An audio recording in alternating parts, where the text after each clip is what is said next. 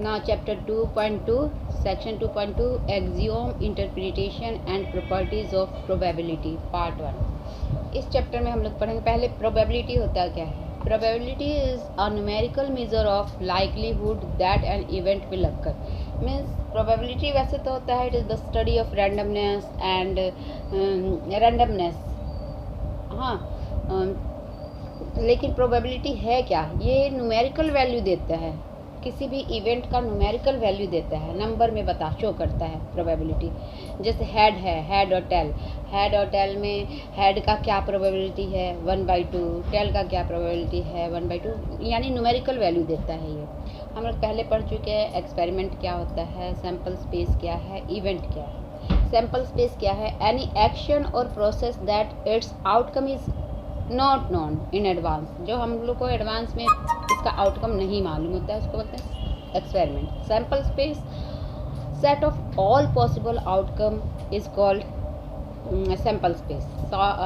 Set of all possible outcomes, जितने भी possible outcomes हैं एक्सपेरिमेंट के, उसको बोलते हैं sample space. Now event, event is subset of sample space. Sample space का ही कोई पार्ट होगा, इवेंट कहलाता है।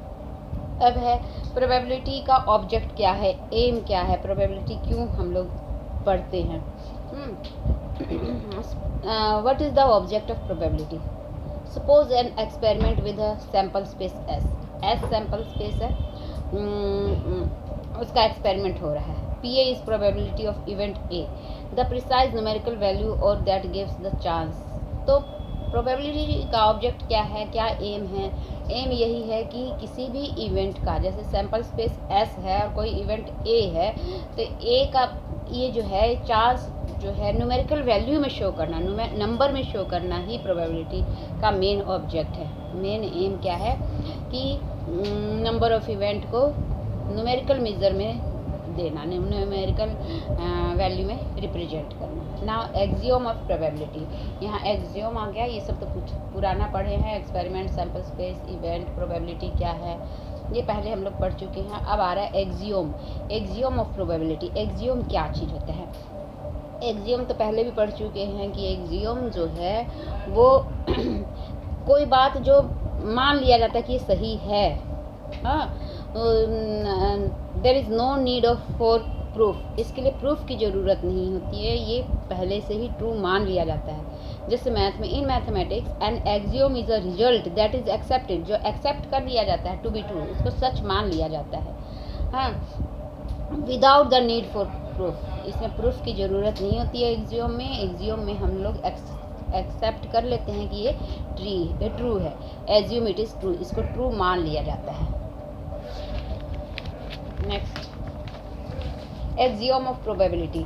अब probability, axiom of probability, probability के मेन 3 एक्सियोम है। ये सारे एक्सियोम हम लोग को रट लेना है, पहले सारे एक्सियोम को रट लेना है। ये नंबर 1 है एक्सियोम कि फॉर एनी इवेंट ए, किसी भी इवेंट ए के लिए P A is greater than and equal to 0, हमेशा 0 से बड़ा होगा। 0 या नेगेटिव, 0 से बड़ा, यानी कि ये हमेशा नन नेगेटिव रहेगा। नन नेगेटिव मीन्स हमेशा पॉजिटिव रहेगा, नेगेटिव कभी नहीं आएगा। प्रोबेबिलिटी हमेशा नन नेगेटिव रहता है, यानी कि पॉजिटिव रहता है। 0 से बड़ा या 0 हो सकता है, 0 हो सकता है या 0 से बड़ा हो सकता है, नेगेटिव नहीं हो सकता है। हाँ, for the full space, second ये है, ये हमेशा 0 होगा। जैसे सपोज कि हम लोग एस है 1 2 3 4 5 6, मान लीजिए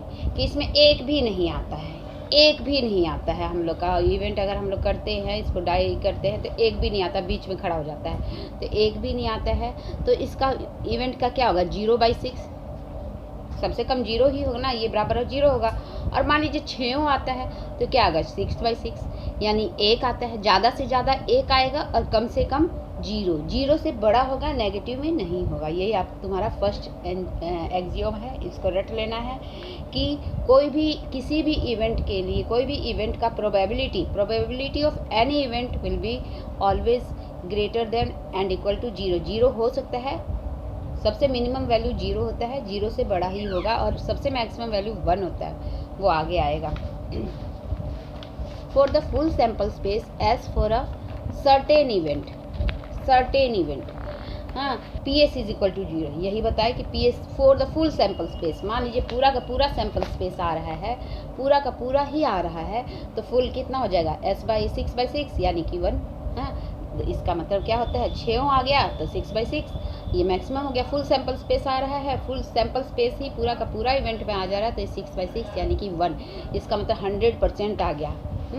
जैसे देखो example, when we roll a dice then S is equal to 1 2 3 4 5 6 and there are 3 events. मतलब अगर हम लोग डाइस को रोल करते हैं तो ये 6 में से कोई भी आ सकता है, 1 2 3 4 5 6, ये सैम्पल स्पेस हो गया। सैम्पल स्पेस माने set of all possible outcomes. अच्छा, 3 इवेंट है, ए में 1 2 आता है, बी में 4 ही आ रहा है केवल, और सी में 2 4 5 6 आ रहा है सपोज। हाँ, यहाँ लिखा है सर्टेन इवेंट। सर्टेन इवेंट क्या है ये बता रही हूँ मैं। सर्टेन इवेंट, तो देखिए अगर जैसे ये है ए इवेंट है 1 2, बी इवेंट है 4, सी इवेंट है 2 4 5 6 और पॉसिबल ऑल सैम्पल स्पेस है 1 से 6 तक। हाँ, any time when we roll a dice, जब भी हम किसी भी टाइम अगर रोल करते हैं डाइस को, then outcomes always comes in S but it is not always in A B और सी। तो जब भी हम डाइस को रोल करेंगे तो हमेशा जो भी आउटकम होगा वो तो एस में से होगा ही होगा, पक्का होगा, लेकिन ए और बी और सी में से हो सकता है कि कभी हो कभी नहीं हो। जैसे मान लीजिए हम डाइस को रोल किए, आ गया 5 आ गया, सपोज 5 आ गया, ठीक है। जब आउटकम 5 आया तो ए में क्या 5 है, ए के अंदर हम लोग देखते हैं ए क्या है 1 2, तो क्या ये ए में है, नहीं है, यानी 5 हैज़ नॉट हैपेंड, ए नहीं हुआ, ए हैज़ नॉट हैपेंड। अच्छा, बी में देखते हैं, बी में क्या 5 है, बी में 5 है, नहीं, 5 बी में भी नहीं है। अच्छा, सी क्या है, सी है 2 4 5 6, सी में क्या है, सी देखो सी है 2 4 5 6, क्या सी में है 5, तो 5 बिलोंग्स टू सी में है, यानी कि सी हैज़ हैपेंड। देखो C has happened, 5 not happened, 5 में 5 not belongs to A, 5 belong A से बिलोंग नहीं कर रहा है, यानी A has not happened. 5 not belongs to B, B से भी बिलोंग नहीं कर रहा है, that mean B has not happened. 5 belongs to C, C में बिलोंग कर रहा है, यानी कि 5 है सी में। लेकिन 5 बिलोंग टू एस, क्या 5 एस से बिलोंग कर रहा है, एस से बिलोंग कर रहा है, तो हाँ 5 जो है वो एस से बिलोंग कर रहा है, यानी कि 5 एस में है, यानी एस हैज़ हैपेंड। इसमें क्या क्या है, कौन कौन सा हैपेंड हो गया, C happened and S happened, C has happened and S has happened, A and B has not happened, क्योंकि वो 5 उसमें नहीं है। 5 आउटकम आता है तब ना, इफ़ रिजल्ट इज़ 1। अब मान लीजिए रिजल्ट 1 आ रहा है, 1, तो क्या 1 ए में है, yes A has happened, 1 belongs to A, तो ए हैज़ हैपेंड। ये देखो 1 बिलोंग्स टू ए, क्या बी बिलोंग कर रहा है 1 से, बी बिलोंग कर रहा है 1 से, नहीं, B not belongs to A. C belongs to A, C belong कर रहा है 1, no, it also not belongs to C. But S में ए 1 है, यस 1 बिलोंग्स टू एस, तो ये 1 बिलोंग्स टू एस, मतलब क्या हुआ, 1 belongs to A, 1 not belongs to B, 1 not belongs to C, 1 belongs to S, यानी A से belong कर रहा है और एस से बिलोंग कर रहा है। अब करना गया, देखो तो साफ दिख रहा है हाँ, तो क्या हो रहा है यहाँ कि यहाँ तो तुम्हारा A1 A से बिलोंग कर रहा है, यानी A हैज़ हैपेंड, B से नहीं कर रहा है तो B has not happened, C से बिलोंग नहीं कर रहा है, C has not happened, S से बिलोंग कर रहा है, यानी S हैज़ हैपेंड। इसका मतलब क्या है कि S तो हमेशा ही होगा, क्योंकि S में तो सारे आउटकम्स है, that means S has always happened in every case because it has all possible outcomes, क्योंकि S में तो सारे के सारे आउटकम्स है। So any time if we roll a dice then S will happen, कभी भी हम लोग अगर डाइस को रोल करेंगे तो S तो हमेशा ही हैपन होगा, हमेशा ही होगा, बट इन अदर्स, लेकिन और सारे इवेंट्स में कभी हो सकता है कभी नहीं हो सकता। Sometimes it will happen, sometimes it not happen. So it is for certain event. Certain event, ये सर्टेन इवेंट हो गया। एस क्या है? सर्टेन इवेंट है, क्योंकि ये पक्का होगा। सर्टेन इवेंट बोला जाता है इसको। समझ गई? S is the certain event, पक्का इवेंट होता है। फॉर फुल सैंपल स्पेस, और फुल सैंपल स्पेस के लिए क्या हुआ?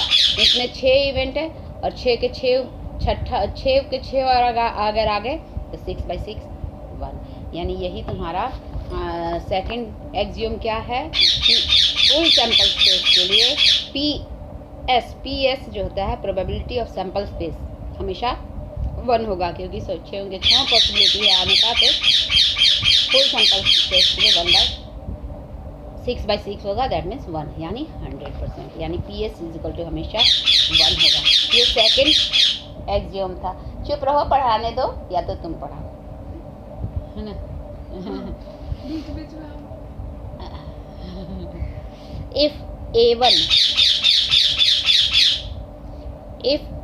A2, A3 dash dash dash dash is an infinite collection, इस तरह से ये डिसजॉइंट इवेंट, हाँ डिसजॉइंट इवेंट है ये। सपोज ये डिसजॉइंट इवेंट है infinite, A1, A2, A3, A4, A5 infinity तक है, तो ये इनफाइनाइट कलेक्शन है ऑफ डिसजॉइंट इवेंट। ये डिसजॉइंट इवेंट क्या होता है? सबसे पहले ये देखते हैं। डिसजॉइंट इवेंट क्या है कि इसमें कुछ भी कॉमन नहीं है, ना A1 का A2 A3, इसमें कोई भी कॉमन नहीं है।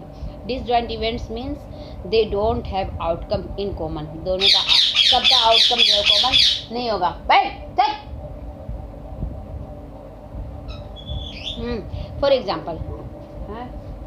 फॉर एग्जाम्पल जैसे मान लीजिए सैम्पल स्पेस है, रेक्टेंगल सैम्पल स्पेस है, ये रेक्टेंगल एक सैम्पल स्पेस है, ठीक है। ये ए हो गया और ये बी हो गया, ये ए और ये बी, दोनों में कोई भी कॉमन नहीं है, दोनों अलग अलग है, कुछ भी कॉमन नहीं है। इसको बोलते हैं डिसजॉइंट, या पहले भी बता चुकी, म्यूचुअली कुछ बोलते हैं, म्यूचुअली क्या बोलते हैं कनक?